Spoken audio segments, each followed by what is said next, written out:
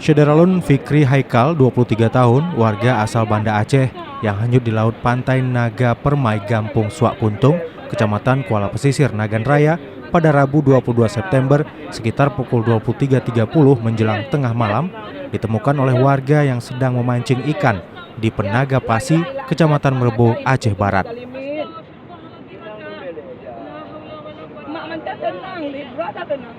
Sebelumnya korban sedang mandi di kawasan pantai Naga Permai pada Selasa 21 September sore.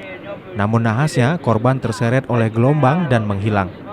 Fikri Haikal dilaporkan saat ini berdomisili di Kabupaten Nagan Raya yang bekerja di salah satu perusahaan di daerah tersebut.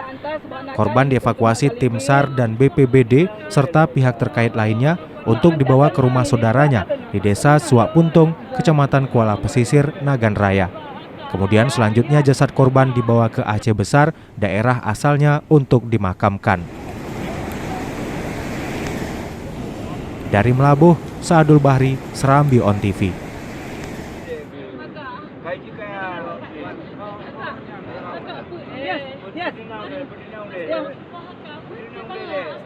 Ya, la ilaha illa anta subhanaka inni kuntu minadz zalimin.